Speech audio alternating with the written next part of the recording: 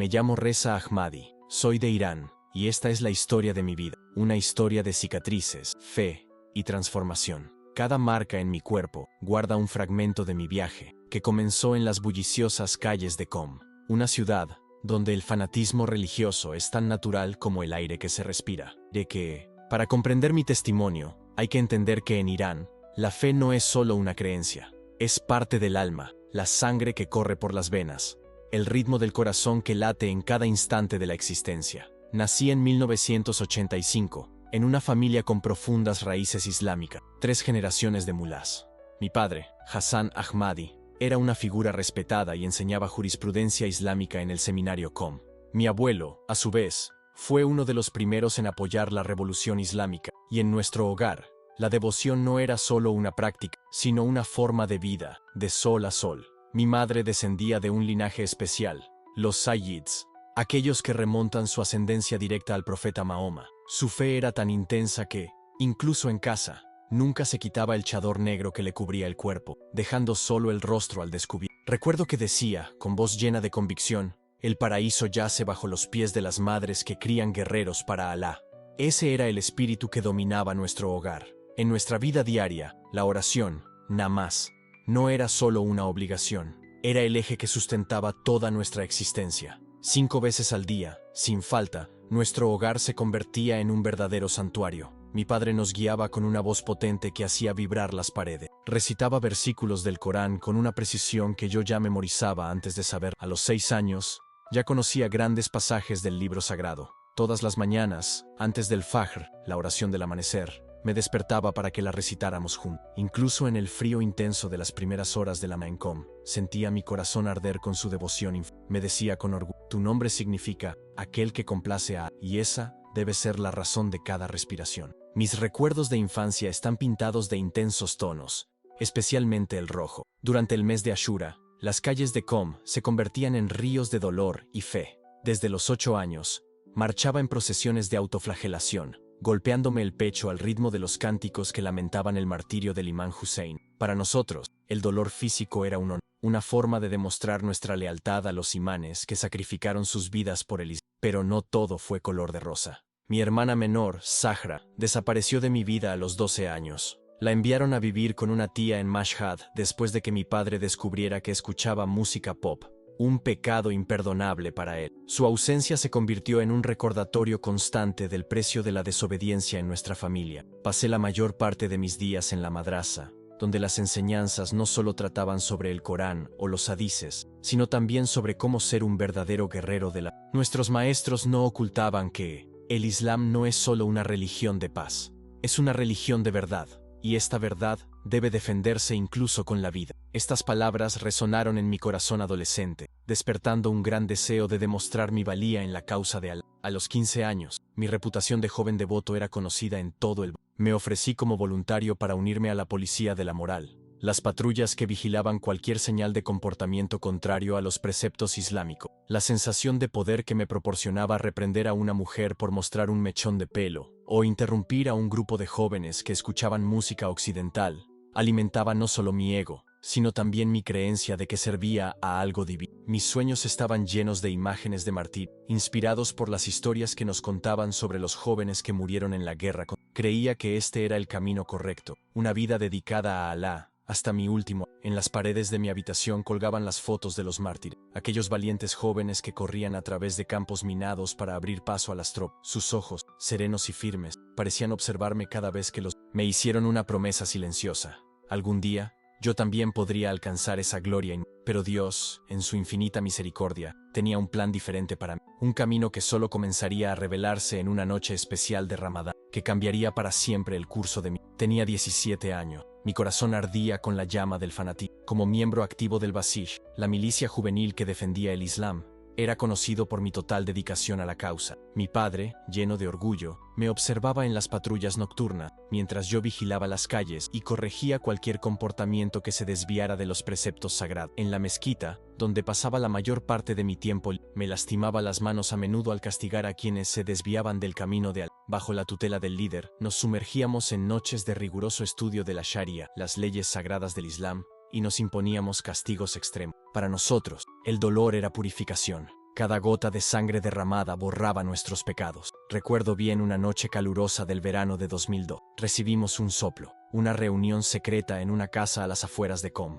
Al llegar, vimos a un grupo de jóvenes universitarios celebrando un cumpleaños. La imagen de sus caras de miedo cuando derribamos la puerta aún me persigue. Mi ira estalló esa noche, especialmente contra un joven que intentó proteger a su hermana de nuestros golpes. Lo golpeé hasta que me dolieron las manos, creyendo con todo mi corazón que estaba haciendo un servicio sagrado a Alá. Mi cuerpo llevaba las marcas de esta entrega total. Durante el Ramadán, ayunaba más de lo permitido, incluso me negaba a tragar saliva, convencido de que tal extremismo me haría más puro, más cercano a la santidad. En la Universidad Islámica donde estudiaba teología, me uní a un grupo secreto de estudiantes que practicaban formas radicales de devoción. En el sótano de la mezquita, realizábamos rituales que trascendían los límites de la tradición. Algunos se quemaban la piel con hierros candentes mientras recitaban versículos del Corán.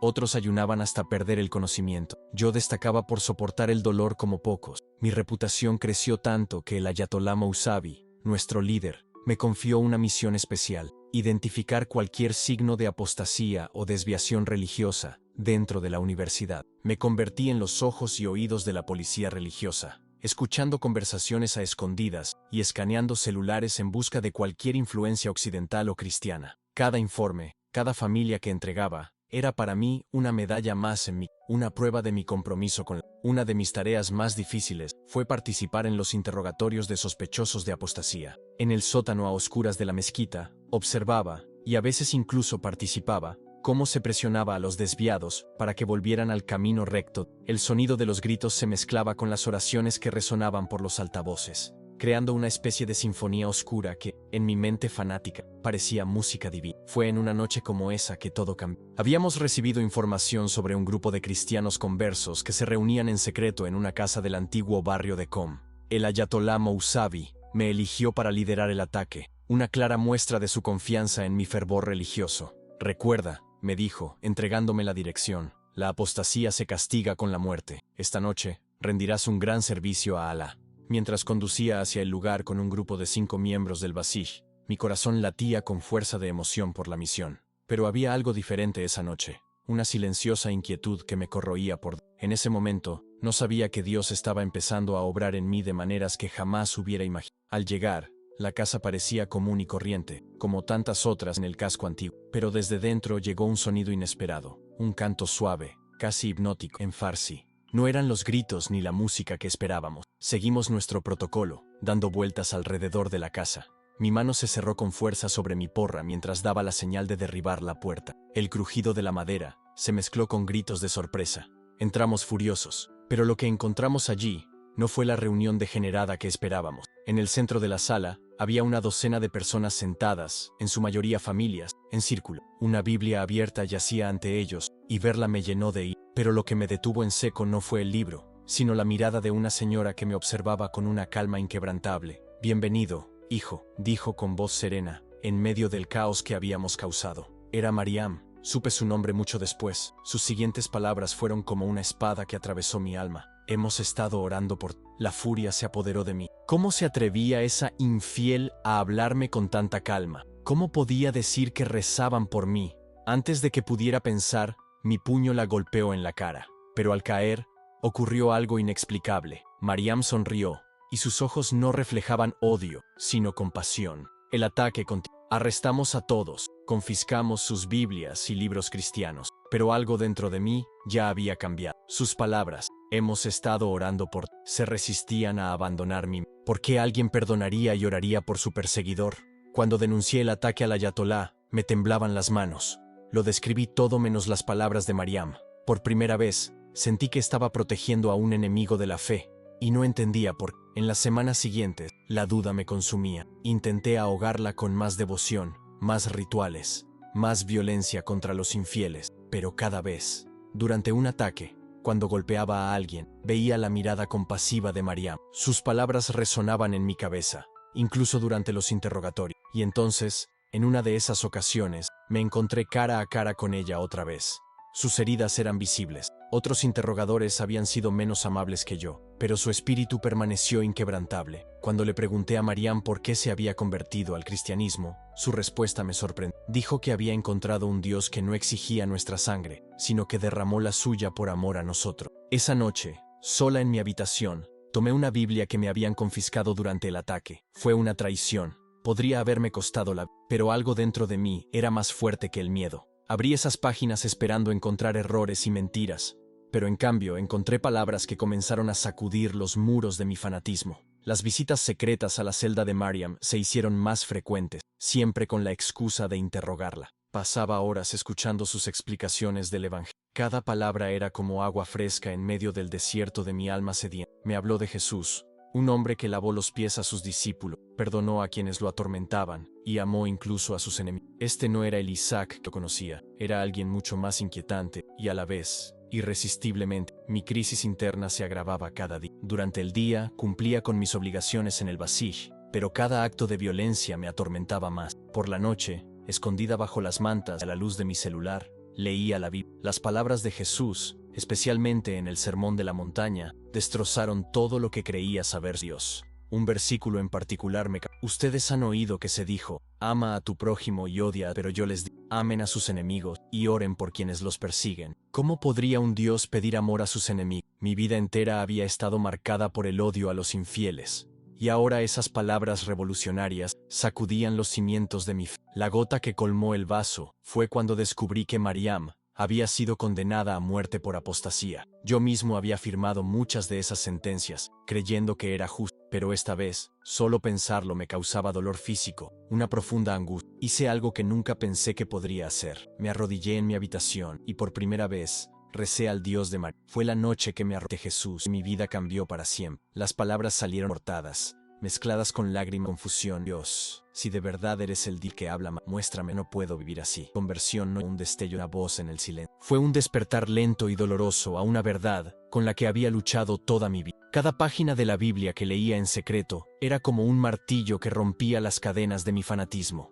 Cada conversación susurrada con Mariam en prisión era una semilla de luz plantada en la oscuridad de mi alma. La decisión de ayudarla a escapar me consumió durante días. Sabía que significaría traicionar todo lo que representaba y poner a mi familia en peligro. Pero la idea de ser cómplice de su ejecución era insoportable. Con la ayuda de un guardia que también se sintió conmovido por su testimonio, logramos que Mariam escapara durante un traslado nocturno. La noticia de su fuga desencadenó una búsqueda incesante. Como uno de los investigadores principales, yo debía liderar la búsqueda. Cada minuto era una tortura. Fingí fervor mientras en mi corazón rezaba para que no la encontraran. Mi padre notó el cambio en mí. Rezas de forma diferente. Te tiembla la voz al recitar el Corán, dijo. Todo se vino abajo un viernes por la tarde. Olvidé borrar el historial del teléfono después de leer una Biblia electrónica. Mi hermano menor, Ali, la encontró mientras yo estaba en la mezquita. Al llegar a casa, encontré a mi padre esperándome con una furia nunca vista. Agarró mi teléfono como si fuera un arma y me llamó traidora a Alá, gritando con una voz que sonaba como un rugido. El hombre que me había enseñado a recitar el Corán ahora usaba sus puños para intentar arrancarme lo que él llamaba un demonio cristiano. Mi madre, desolada, lloraba en un rincón, rasgándose el hijab en señal de duelo. Mi hermano menor observaba en silencio, con una mezcla de horror y repulsión. Prefiero un hijo muerto a un hijo infiel, gritaba mi padre mientras me golpeaba brutalmente. Cuando finalmente me dejó tirada en el suelo, cubierta de sangre, pronunció las palabras que tanto temía. Tienes hasta el amanecer para arrepentirte. Si no lo haces, yo mismo te entregaré al tribunal revolucionario. En esa noche oscura, sentí en carne propia lo que Jesús quiso decir al cargar su cruz. En el silencio de mi habitación susurré, perdóname por el dolor que esto te causa. Te amo. Fue entonces cuando la red clandestina de creyentes de la que hablaba Mariam se convirtió en mi salvación. Antes del amanecer, un contacto me recogió discretamente en las afueras de Qom. Durante las siguientes semanas, estuve huyendo, yendo de casa en casa, siempre un paso por delante de las autoridades. Ahora me buscaban no solo por apóstata, sino por traidora al rey. Cada refugio trajo consigo historias dolorosas del costo del discipulado en... Conocí a Hamid, quien perdió su licencia médica debido a su fe, a Sara, quien estuvo en prisión junto con sus hijos y tenía cicatrices de tortura, y a muchos otros que se mantuvieron firmes a pesar del alto costo. La noticia de mi conversión se difundió rápidamente. Mi foto llenó los periódicos locales.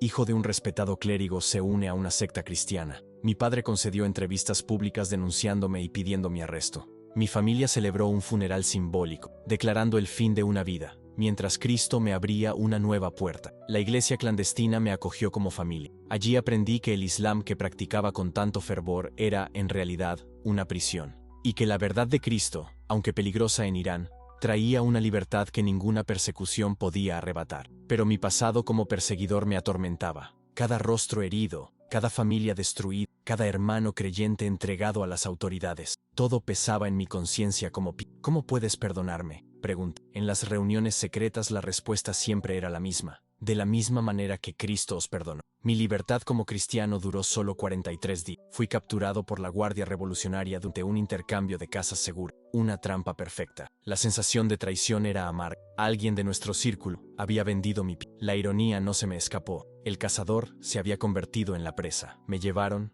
con los ojos vendados, al centro de detención de Tauhid en Teherán. Un lugar diseñado para quebrantar el espíritu. Enseguida reconocí el intenso olor a sudor, sangre y desesperación. Un sello distintivo que todo perseguidor pero ahora estaba del otro. Reza por Mad, dijo con desdén el interrogador principal, hojeando mi expediente. El hijo pródigo del ayatolá, el león Basij convertido en cordero cristiano. Su voz destilaba desprecio. A ver cuánto tiempo tu Jesús puede callarte la lengua. Los primeros días fueron un tormento calculado. Torturas ligeras, privación de sueño, estrés, posturas dolorosas, técnicas que había ayudado a perfeccionar durante mi estancia en el Basij. Mis antiguos camaradas se turnaban para escupirme, golpearme, intentando demostrar su lealtad al régimen, castigando al comandante traidor en el que me había convertido. Él personalmente dirigía algunas de las sesiones de tortura. Me decepcionas, decía mientras apagaba cigarrillos en mis brazos. Tú, que conocías la verdad del Islam, ahora has sido extraviado por las mentiras cristianas. Cada quemadura venía seguida de una promesa, la oportunidad de arrepentirme si confesaba. Pero mi silencio persistió, y las técnicas se intensificaron. Los golpes de las falanges en las plantas de mis pies se convirtieron en algo cotidiano. El dolor era indescriptible, una llama que parecía consumirlo todo. Pero lo que me sostenía no era mi propia fuerza, sino el recuerdo de las palabras de Jesús que había memorizado. Bienaventurados los que padecen persecución por causa de la justicia. Una noche particularmente brutal, me colgaron boca abajo como un murciélago, con la sangre acumulándose en mi cabeza y los hombros ardiendo por la presión. El comandante se acercó con una propuesta fría y calculadora. Tu padre está destrozado. Solo di que fue un error, que los cristianos te lavaron el cerebro, y puedes irte a casa. La mención de mi padre desató un torrente de recuerdos. Noches recitando el Corán, su rostro orgulloso cuando me uní al Basij, y luego su mirada de traición. La última vez que lo vi, las lágrimas se mezclaban con la sangre que corría por mi rostro hinchado. Tu Jesús no está aquí, susurró Hosseini, el interrogador. Pero podemos acabar con esto, o que dure para siempre. Para enfatizar su amenaza, me presionó la espalda con un objeto metálico. Una descarga eléctrica me recorrió el cuerpo, provocándome convulsiones violentas, y mi grito resonó por los pasillos del centro de detención. Los días se fundían en un continuo de... Los interrogatorios me mantenían encerrado en una celda tan pequeña que apenas podía acostarme. Un armario de hormigón, con una luz que nunca se apagaba. El insomnio forzado empezó a devorar mi mente. Veía sombras en las paredes y oía voces que no existían. Una crueldad particular me hacía oír los gritos de otros prisioneros. Decían ser cristianos, encarcelados por mi culpa. Cada grito era una daga clavada en mi conciencia. Había traicionado a alguien y me consumí. Durante los interrogatorios, perdido en delirios, ya no podía distinguir lo que era real de lo que era imaginación. Pero lo más difícil no fue el dolor físico, sino la batalla espiritual. En medio de ese infierno, las dudas seguían aflorando. ¿Y si todo esto es un error? ¿Y si el Islam tiene razón y estoy condenado? Los versículos del Corán que recitaba desde niño luchaban en mi mente con las palabras. Pero fue en mis momentos más oscuros que sentí la presencia de Dios de una forma que nunca había experimentado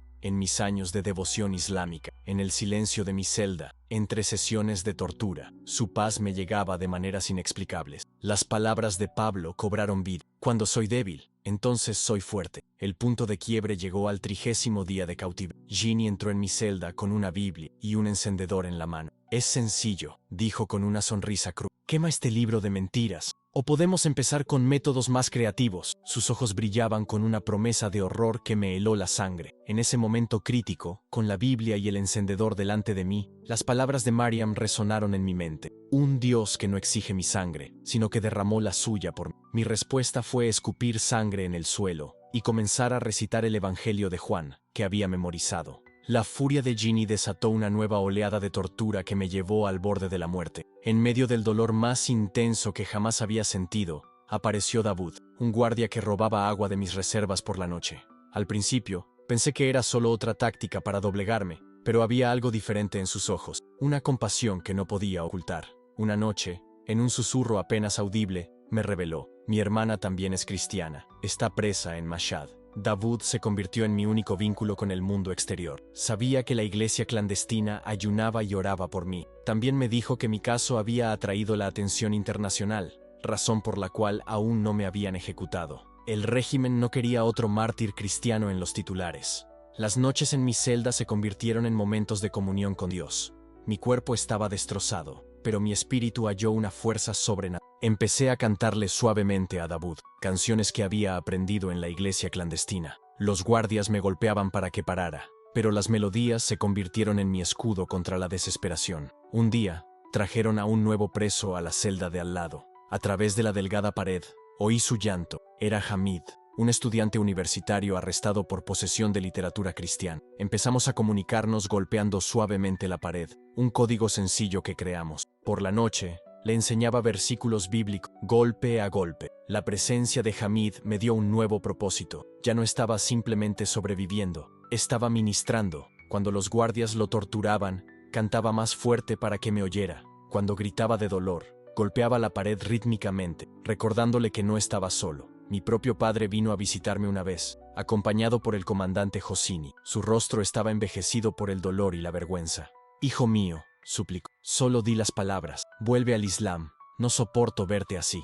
Respondí, citando a Jesús: «El que ama a su padre o a su madre más que a mí, no es digno de mí». Esa fue la última vez que vi a mi padre. La tortura continuó, pero algo había cambiado. Cada sesión se convertía en una oportunidad para dar testimonio. Mientras me golpeaban, oraba en voz alta por mis torturas. Cuando me sumergieron en agua helada, salí citando las escrituras. Mi resiliencia los enfureció y los dejó perplejos en igual medida. Una noche particularmente fría, tras una sesión brutal, Davud me encontró semiconsciente en la celda. Mientras me limpiaba las heridas, confesó entre lágrimas que había estado leyendo una Biblia que le había regalado su hermana. «Tu fe me hizo cuestionar todo lo que pensaba sobre Dios». Mis superiores supieron que otros guardias empezaban a cuestionar el cristianismo. En respuesta, me trasladaron a un aislamiento total, un agujero sin luz donde el tiempo perdía todo sentido. Pero incluso allí, en la más profunda oscuridad, la presencia de Dios era más real que nunca. Fue en esa oscuridad donde tuve mi encuentro más profundo con Cristo. Sin distracciones, sin otro sonido que mi propia respiración,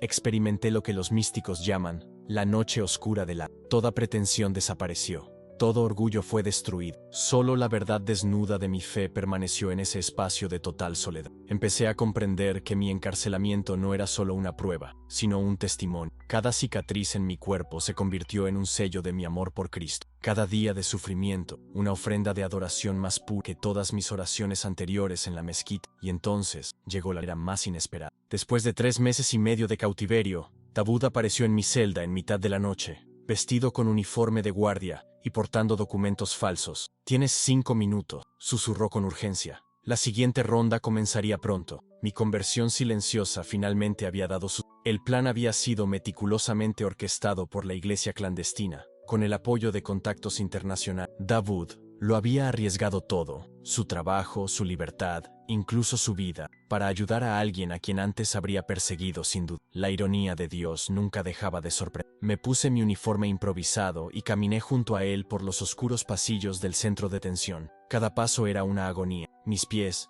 empapados por las heridas de la falanga, apenas me sostenía. El corazón me latía tan fuerte que temía que los guardias lo oyeran. Cristo me mostró que el verdadero Islam que predicábamos era una prisión. Me susurró Davud al oído. «Ahora me has mostrado el precio del verdadero Islam, la libertad». Al salir, un vehículo me esperaba en el punto acordado, conducido por feligreses. No sabía que desde allí me llevarían a una casa segura en las afueras de Teherán. Allí pasé semanas recuperándome, preparándome para la odisea que me aguardaba. Mi cara ya aparecía en carteles de búsqueda por toda la ciudad, acusada de apostasía, traición y espionaje. El viaje a la frontera turca fue una prueba de fe. Viajábamos solo de noche, entre las casas de creyentes secretos. Cada familia que nos acogió lo arriesgó todo. Algunos eran profesionales respetados, otros, simples campesinos, todos unidos por una fe inquebrantable. En uno de estos hogares conocí a Leila, una joven doctora. Curó mis heridas con manos delicadas y susurró oraciones que sanaron no solo el cuerpo, sino también el alma atormentada. La parte más peligrosa del viaje fue cruzar las montañas. Nuestro guía, un pastor llamado Sedo, conocía cada sendero y cada patrulla. Durante 3 noches escalamos en la oscuridad. Durante el día nos escondimos en cuevas y refugios abandonados. El frío era brutal, pero el miedo a ser capturado era aún peor. Una noche tensa, nos encontramos cara a cara con una patrulla fronteriza. Nos acurrucamos bajo unos arbustos, conteniendo la respiración mientras los guardias pasaban a pocos metros de distancia. Podía oír sus risas, el tintineo de las armas, un movimiento, un sonido, y todo terminaría. En nuestra última noche en Irán, acampamos en una cueva cerca de la frontera. El pastor Sedo contó su historia. Su padre había sido ejecutado por su fe cuando era niño, pero con una sonrisa, dijo: cada mártir es una semilla, cada creyente al que ayudo a escapar es una victoria sobre la oscuridad. Cruzar la frontera fue como despertar de una pesadilla. Al otro lado, en Turquía, me esperaban trabajadores de una organización cristiana internacional. Por primera vez en meses, pude respirar sin miedo. Las lágrimas fluyeron libremente mientras me arrodillaba y besaba el suelo de mi nueva libertad. Pero la libertad física trajo consigo nuevos desafíos. Las pesadillas me acosaban. Despertaba gritando, reviviendo la tortura. Los ruidos fuertes me sobresaltaban. Ciertos olores me traían recuerdos que quería olvidar. El trauma dejó huella no solo en mi cuerpo, sino también en mi alma. En el campo de refugiados de Turquía, comencé un largo proceso de sanación. Conocí a otros creyentes iraníes, cada uno con su propia historia de persecución y liberación. Juntos, formamos una pequeña comunidad de exiliados, unidos por la fe y las cicatrices que llevamos. 2 meses después de mi fuga, recibí la noticia de la ejecución de mi compañero de celda, Hamid. Su muerte me atormentó y me pregunté si podría haber hecho más por él, pero su último mensaje, transmitido a través de la red clandestina, me dio fuerzas. Dile a Rea que los golpes en la pared me mantuvieron vivo hasta el final. Hoy, desde la seguridad de mi nuevo hogar, miro hacia atrás y veo la mano de Dios en cada paso de mí. Las cicatrices en mi cuerpo son un testimonio constante de que el costo de seguir a Cristo puede ser alto, pero su gracia siempre es suficiente. Mi corazón permanece en Irán, con los hermanos y hermanas que siguen adorando en secreto. Cada noticia sobre arrestos, torturas y nuevos mártires me recuerda que la persecución no es cosa del pasado. Es una dura realidad cotidiana para millones de creyentes en todo el mundo. A veces pienso en mi familia. Mi madre logró enviarme un mensaje a través de la iglesia clandestina. No me ha perdonado, pero reza todas las noches por mi seguridad. Mi hermano Ali, sorprendentemente, ha empezado a cuestionar mi fe. He sembrado semillas y confío en que Dios las hará crecer. Davud, mi guardia convertido en aliado, también escapó después de que sus superiores sospecharan de él. Hoy,